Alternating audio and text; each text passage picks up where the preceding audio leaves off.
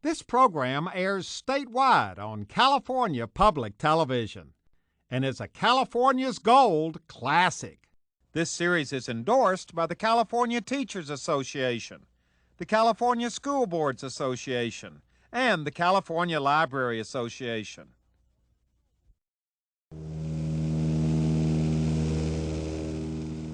It's located 24 miles off the coast of Santa Barbara. 54,000 acres of open land. Some of the most interesting and spectacular terrain you'd ever want to see. Santa Rosa Island is part of the Channel Islands National Park and would be our home for 3 days as we not only explored its natural wonders, but discovered its rich human history as well. No doubt about it, Santa Rosa Island is a fine example of California's gold.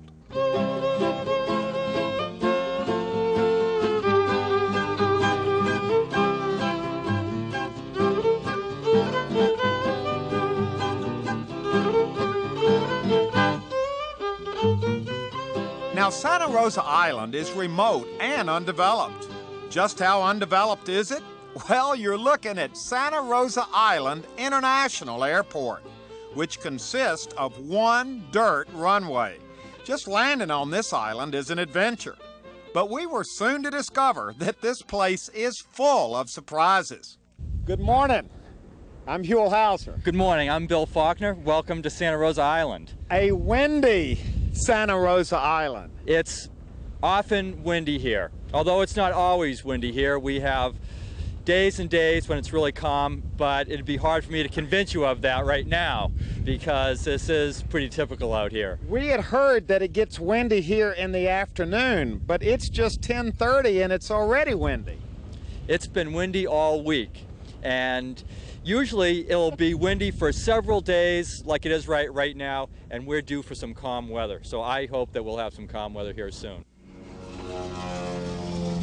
As our plane took off in a cloud of dust, heading back to the mainland, we were off in our own cloud of dust, off on a bumpy, bouncy trip that would take us all over this big old island. Huell, one of the things I'd like to point out is that Santa Rosa is the second largest island off the California coast, second to only Santa Cruz. And look at this. This is what you call the wide open spaces here. This is Water Canyon. This is one of the largest watersheds on Santa Rosa.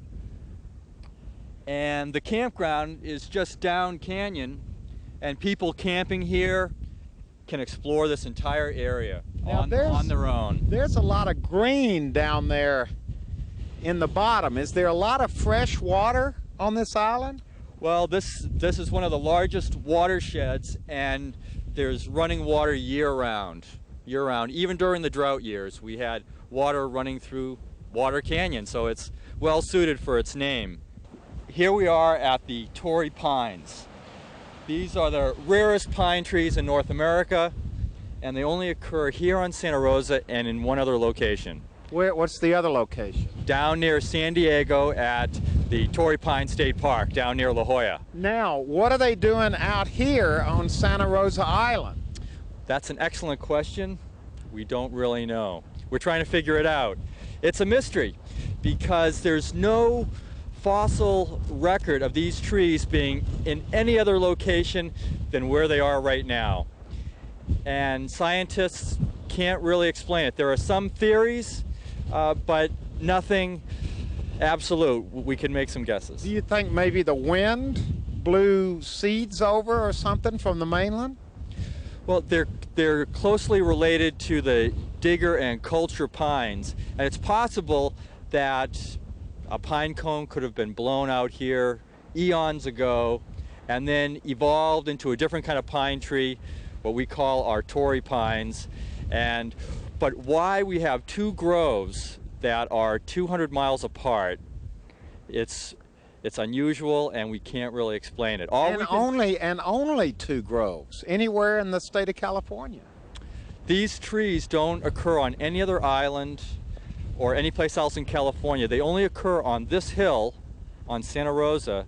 Wow. And 200 miles away. these pine cones can hold over 100 seeds.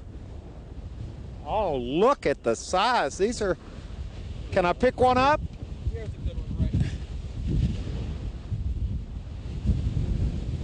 These cones mature in 3 years. They contain over 100 seeds, and the seeds are among the biggest pine seeds that you can find. They're the Chumash Indians that lived here a few hundred years ago used to use these pine cones or these pine nuts for food. And it's just one of the unusual features of this tree. Another unusual feature is the really long needles. Not only are the needles long, but there are 5 needles to a bundle. And let me show you what that looks like. You know, I'm trying to concentrate on what you're telling me about the Tory Pines. Really, what I'm trying to worry about is whether we're going to get blown off this island or not. Well, you can see the way these Tory Pines are growing over here, that they're used to this wind. Yeah. Look at this sand dune. This is a beauty. We have 2 or 3 large sand dunes on this beach. And although we don't like the wind, this is what they produce. Oh, wow. This is beautiful. And there are no human footprints anywhere around here. So we got the beach to ourselves. The beach to ourselves, exactly. This represents some of the solitude that you can have out here. This beach is probably 4 miles long, and even if you're camping out here with a small group, you'll be able to walk this beach on your own, sometimes by yourself. This is just beautiful. If you like to walk beaches like I do, this is a great place to come and spend a weekend. Oh, look, that sand is coming right at us off that dune. It'll get in your teeth. It's good roughage. My contact lenses don't like that sand dune blowing on me. No, not at all. So it's hard to look up. Look, there's another one down there. Yes, there's 2. There's another one behind that one. So there's actually 3. And there's some other little ones beginning to build up down here. That's right. So this wind is just piling the sand up. Huell, you see all this driftwood? Yeah. Well, the Chumash name for this island was driftwood. Wimal. Really? Wimal. Wimal. Wimal is what they call this island. It means driftwood. And because of the currents in the Santa Barbara Channel, we receive a lot of the driftwood and other things that are floating out there in the ocean. So there's always been a lot of driftwood on Santa Rosa Island, or as it was called by the Chumash, Wimal. Wimal. And driftwood was very important on an island when you don't have a lot of resources for building and even making their boats. Yeah, because you get some big pieces. In fact, not only would you get this kind of driftwood, but redwood logs from Northern California would float down and wash up. And when they found those, that was really something special. Yeah. And they would rip those into planks and make their canoes. I keep seeing things along the side of the road and making you stop, but this is just beautiful. It's a flowering cactus of some sort. Well, I'm glad to stop. This is really pretty. This is a prickly pear cactus. It's one of 2 kinds of cactus that we have here on the island. The other is cholla. So we have cholla and prickly pear cactus. This cactus here was actually used quite a bit by the Chumash Indians as well as people today. This is just beautiful, seeing this in relationship to all of this wide open space. Okay, and this plant right next to it is called the lemonade berry. The lemonade berry? We call it the lemonade berry because... What do you mean, this? This thing right... This thing is called the lemonade berry. Yes. Right here. This is called the lemonade berry, and you probably want to know why we call it that. The berries, which will come out later on, have a bitter sap that coats them. The Chumash Indians would actually soak them in a bucket of water, and they'd get a flavored drink. Maybe the first lemonade stand. Really? Right here on Santa Rosa Island. Really? The lemonade berry. Now this is precarious. Yes, Huell, it is.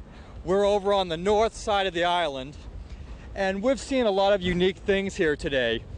But in 1995, we found something really unique right down at the end of this wash. A complete skeleton of a pygmy mammoth. A pygmy mammoth?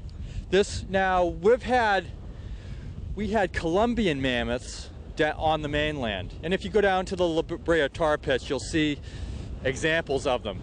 But one of those mammoths, or many of them, swam out to this island, and when they did, they reduced in size to about half of their size. Over how long a period of time? 6, 7, 8,000 years. Not really very long for them to go through this kind of reduction. So we had a unique mammoth, an island mammoth, here on Santa Rosa that walked around this island maybe 12, 13,000 years ago, up till about maybe 100,000 years ago. They lived here. And we've found bits and pieces of these mammoths for years, but we never found a complete skeleton until just a few years ago, and it's been pretty exciting. Boy, this point right here, of course we haven't seen the whole island yet, but this is just a wonderful view standing right here. Oh boy, look at this. I think this represents what California looked like a couple hundred years ago. These undeveloped coastlines with dramatic beaches and beautiful scenery. It really represents something that was very common on the mainland, but now is really preserved out here on the islands. No doubt about it, Santa Rosa Island is filled with natural beauty. It's also the home to wildlife. Look at these little deer we saw heading up into the Tory Pines. But the next part of our adventure dealt with the human history of the island. Of course, the Chumash Indians lived here first, and then in the 1840s, this was a Mexican land grant. And from those days since, the island has been used for cattle ranching. In 1902, the ranch was purchased by the Vail and the Vickers families, who formed a partnership that continues today into its third generation. And the old ranch is still there, still operating. Even though the U.S. government acquired the entire island in 1986, the Vail and Vickers families still run the ranch on a lease. And as we were about to discover, this cattle ranch and the way it's operated is as old west as you can get. Can we stand around here so we can get a good look at this house? We sure can. Because this house looks like it may have been here for a while. Been here for a long time. She was built sometime in the late 60s, early 70s. You're talking about 1860s? 18, right.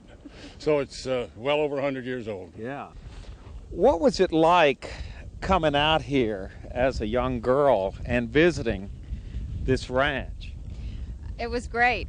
We had a lot of fun. We had a great time with our families, with all my cousins. That's how we got to get to know each other. And we were really resourceful because we didn't have TVs. We read books and we played outside all the time. How would you entertain yourself out here when you were out here visiting the ranch? Well, it's a kid's paradise. We made forts in the hay barn, and we did things. We rode horses a lot, played at the beach and went fishing. There's their old baseball diamond too that they play baseball at sometimes. Their baseball diamond? Right. Yeah, ask my sister about it. Let's take a look at this. What do you mean your baseball diamond? Well, there's the pitcher's mound right here, and if you hit the water trough, you got a home run. So it was perfect, and a lot of the Cowboys families came in the summer, and at different times we had different crews and scientists and all kinds of people here who would join in. Really? So this was the baseball field. This is it. Without cattle in it, of course. Right. You know, I never had thought about the fact that there were so many horses out here too, but in order to have a cattle ranch, you got to have horses. Mm-hmm. And every cowboy needs at least 3 or 4 in his string during the work season, so you can let your horse rest for a couple days in between. And certain horses are better at cutting in a corral, which you'll see my dad do a little bit this afternoon, how important it is to have that kind of horse. So were these all cattle horses? Yeah, we try and breed our horses. Mary knows a lot about this because she does cutting, but we breed them so that they have cow sense, is what we call it. And that means that they'll watch a cow and use their body. Boy, they are beautiful horses. But we got, as you can see, we got some rough country, and it takes some good horses to gather this whole island. Yeah. So these horses can go for a full day out there. If necessary, sure. Yeah. These are 2 of our cowboys. This is Beto. Hi, Huell Hauser. Nice to meet you. And this is Pancho. Hi, Pancho. Is Pancho the guy who does all the work? He makes the reins, and he just made me a beautiful set of reins. Can we take a look at that? Because Yeah. I've heard about your work. Puedes enseñarme los frenos que me hiciste. Let's take a look at that. They are beautiful. This is an interesting place here. These reins he made, and he starts with a hide. This is a beautiful old art of braiding these with rawhide. And he cuts it out of the hide, and then he treats the small strips, and he spends hours after he's done cowboying just braiding these. And see the different work on the buttons? Wow. And this is just incredible work. So this is the way, well, just looking around here, this is the way this place probably looked 100 years ago. Yeah, this is a treasure. I mean, this is California history. Yeah. It really is. It's early California. Now, where did he learn this art, this craft? ¿Dónde aprendiste a hacer este? Aquí, en partes y así. De Jesús. Mm-hmm. His uncle, Jesus, who worked here for 30 years, all of my life, taught him how to do this. Really? Yeah. So he is a second generation cowboy out here on this ranch. That's right. This is beautiful work. And this is done exactly the way it used to be done? Oh yeah, this is an old art. It's kind of getting lost, but that's the way it's been done for years. Yeah. Nice work. Okay, thank you. Very nice work. Doing it the old-fashioned way. Now I'm standing here with Laura and Meredith Wallace and Sissy Wallace. Right. Your husband is the ranch foreman. Yes. You all have lived out here how many years? We've lived out here for 12 years. So what did you think that first day when you came out here? It was nothing like what I expected. I expected restaurants and stores, and I was told it was a remote island, but until you come out here and get off the plane, you just don't know. Yeah. And so what's it been like for you out here? You've got this beautiful house with a front yard. Look at this view. I know. You've got $1 million view here. Yes, we do. Yes, we do. The happiest times of my life have been on this island. Really? Yes. Now, what do you mean by that? Well, it's real peaceful, and although we do get people visiting and stuff, it's just really it's really a nice place to live. Yeah. It's kind of a dream. It's kind of a paradise. Yeah. Now, what's it like living and working out on this ranch, out here on this island? Well, it's kind of a life to itself. It's more or less your own world, you know. You're not putting up with a lot of people and traffic and whatnot. And you just do your work, and that's it. Is it hard work? Oh, yeah, we put in long hours, but then we have some easy days, too. Mm-hmm. People tend to stay out here once they get out here, don't they? Well, yeah, most of them do. They like it. And there's some that can't stand it. How long do people tend to stay out here? Oh, we go to town about twice a year. My Twice wife and a I, year? Mm-hmm. And the boys hit, as soon as we get through with spring work, well, they'll go in for 30 days, and then they'll come back out, and then on Christmas they have another 30 days, roughly. So you only go into town twice a year? About twice a year for a week at a time. That's enough. Nice to meet you, sir. Jose? Jose. During our stay on the ranch, we had a great time. Got to meet all the cowboys and had an unbelievable beef barbecue dinner. But the highlight of our stay was getting to see for ourselves an honest-to-goodness cattle drive.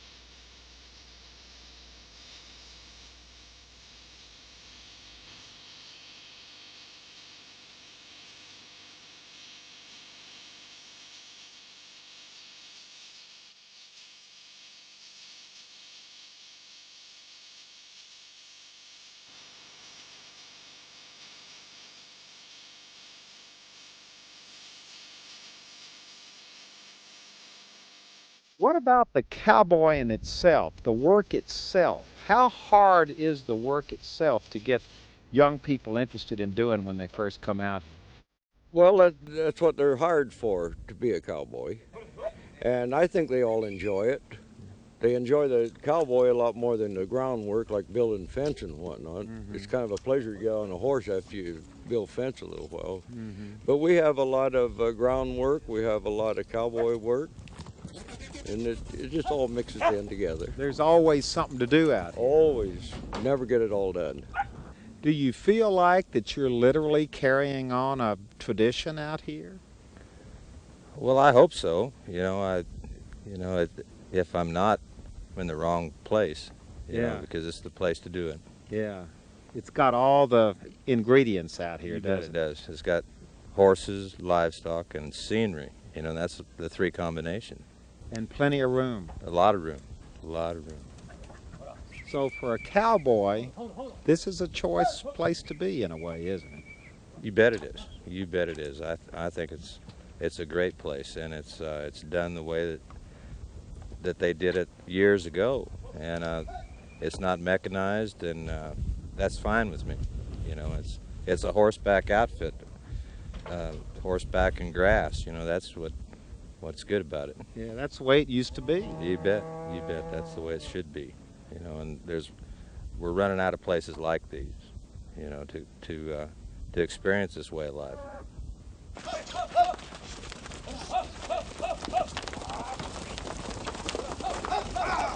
It was early in the morning, right at daybreak, as we witnessed what I guess is the most unique thing about this old cattle ranch. Because just like they've been doing it for over 100 years, the cattle were actually driven down a wooden pier and loaded aboard a cattle boat to be shipped over to Point Hueneme on the mainland. A remarkable sight.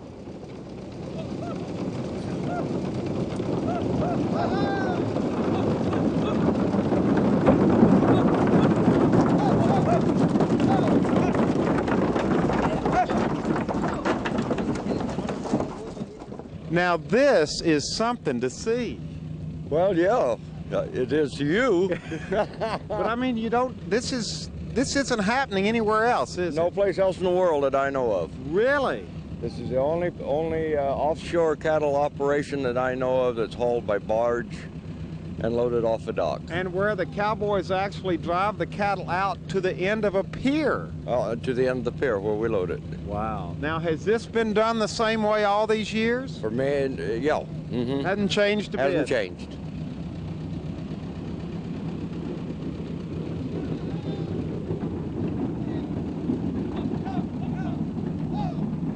And there they go. They're going into the chute, and they come around here.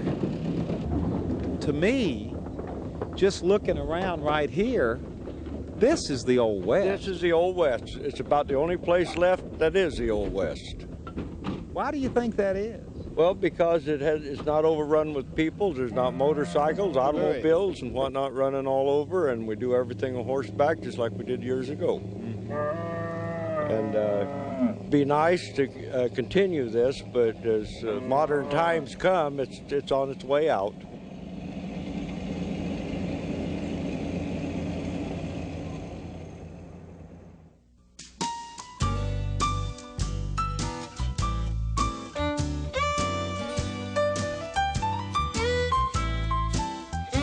With my rope and my saddle and my horse and my gun, I'm a happy cowboy.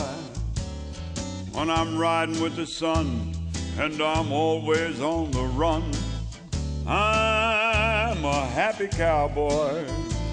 If I'm sitting in my saddle and I'm rounding up the cattle, I'm at home on the range. And I love to hit the leather in any kind of weather, and I know I'll never change. With my rope and my saddle and my horse and my gun, I'm a happy cowboy.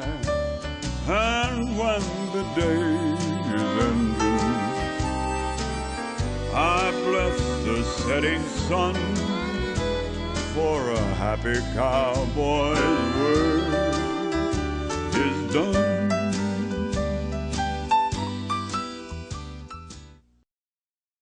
Well, hello everybody, I'm Huell Hauser, and I sure hope you enjoyed this adventure. If you'd like to see it again, or share it with your family or friends, or perhaps donate a copy to your local school or library, it's available on video cassette and on DVD. All you have to do is call 1-800-266-5727, and we'll be glad to send it to you right away.